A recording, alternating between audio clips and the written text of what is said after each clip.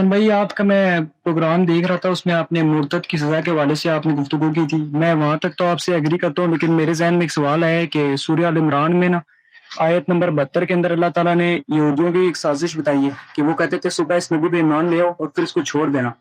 تو اس سے پھر نا جو بولے والے مسلمان ہوتے تھے نا، وہ کہتے تھے یار یہ تو بہت بڑے عالم ہے، تو یہ کہ اسلام میں چھوڑ دوں. تو اس طرح فتنہ ایک پیدا ہوتا. اس کی مثال اس طرح ہے جس طرح آج آپ کا کوئی اسٹوڈنٹ بن جائے اور وہ کہے جی میں حسن بھائی کو سنتا تھا، حالانکہ آپ کو اس سے کوئی تعلق ہی نہ ہو، اور وہ کہے جی اب میں حسن بھائی کو چھوڑ رہا ہوں، تو اس سے آپ کی دعوت کے اوپر ایک غلط اثر پڑے گا. تو اگر اسی طرح لوگ یوں اسلام کا لبادہ اوڑھ دیں گے اور کہیں گے ہم مرحد ہو گئے اور پھر اسلام کے خلاف کلپ بنائیں گے، تو پھر تو یہ عام مسلمان تو گمراہ ہوں گے. اس تو کیا کریں گمراہ ہوں گے تو مطلب بولے والے مسلمان تو یہ سمجھیں گے کہ یار یہ اتنے بڑے لوگ ہیں، یہ اسلام چھوڑ میں تو کوئی خرابی تو ہوگی جو اللہ تعالیٰ نے قرآن میں ذکر کی. ہاں، تو اس کا آپ جواب دیں گے یا اس کے بارے میں آپ کہیں گے کہ تم جو ہو گمراہ ہوگے تو ہم تمہیں گمراہ نہیں ہونے دیں گے؟ بھئی ہم تو استدلال ہی کریں گے نا، ہم تو استدلال کریں گے، اور استدلال مبنی بر قرآن ہوگا. اگر استدلال میں جان ہے تو لوگ اس کی طرف متوجہ ہوں گے، اور جان ہونے کے باوجود لوگوں کے ہاں فطرت سلیمہ ہونا ضروری ہے. یعنی دنیا میں جتنے پیغمبر آئے، نوح علیہ السلام آئے، اس سے پہلے لوگ آئے، تو ان کو لوگوں نے انکار کر دیا نا، تو انکار کرنے والے ہمیشہ رہیں گے. ہمارا کیا کام ہے؟ مجھ سے اگر کوئی شخص آ کر یہ پوچھتا ہے کہ بھائی آپ کا جو دین آپ لوگ بیان کر رہے ہیں اس کا جو خالق ہے وہ تو بہت ظالم ہستی ہے، تو میں اس سے پوچھوں کیسے ظالم ہے؟ وہ کہے گا کہ اس طرح ظالم ہے کہ وہ اپنے اوپر ایمان لا کر کوئی سوال پیدا ہو کر کوئی انکار کر دے تو اس کی جان لینے کی بات کرتا ہے. تو میں اس میں سب سے پہلے خالق کے حوالے سے جو دعویٰ کیا گیا اس کو زیر بحث لے کر آؤں گا نا، کہ بھئی یہ جو بات آپ نے خالق کی نسبت سے کہی ہے یہ کہاں پر لکھی ہوئی ہے؟ وہ کہے گا من بدل دینہ فاقتلوہ میں لکھی ہوئی ہے. تو میں بتاؤں گا کہ یار یہ آیت میں تو یہ بات بیان نہیں ہو رہی. اس کے بعد اس کا حق ہے، وہ اسلام قبول کرتا ہے، وہ الحاد پہ رہتا ہے، لوگ اس سے کیا تاثر لیتے ہیں، یہ کسی دینی عالم کا کام نہیں ہے کہ وہ لوگوں کے تاثرات کی بنا پر اور نتائج کی بنا پر اس طریقے سے دین کے معاملے میں کوئی ادنا مداہنت کو اختیار کر لے.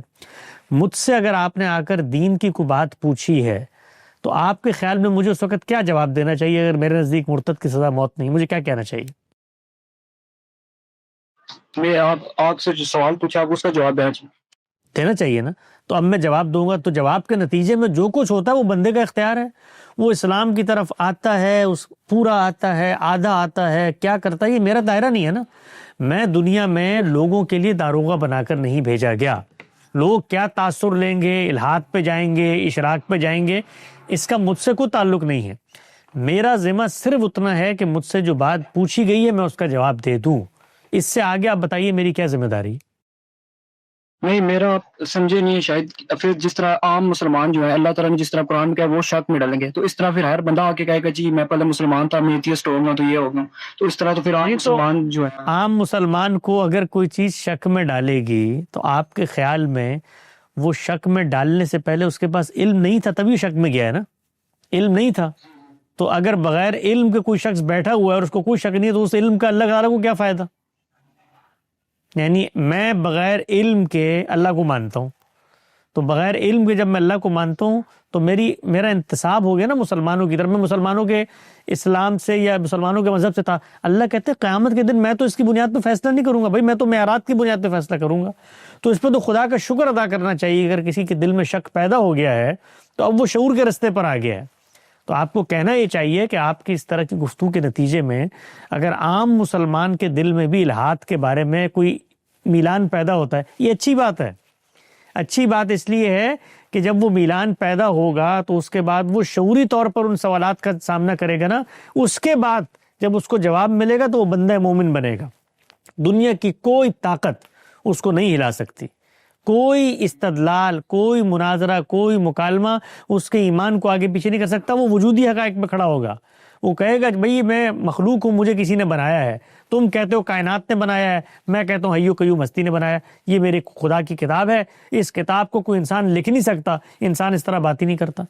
تو اگر کسی مسلمان میں شک پیدا ہو رہا ہے تو یہ تو موقع ہے اس کے اندر شعوری طور پہ ایمان کو داخل کرنے.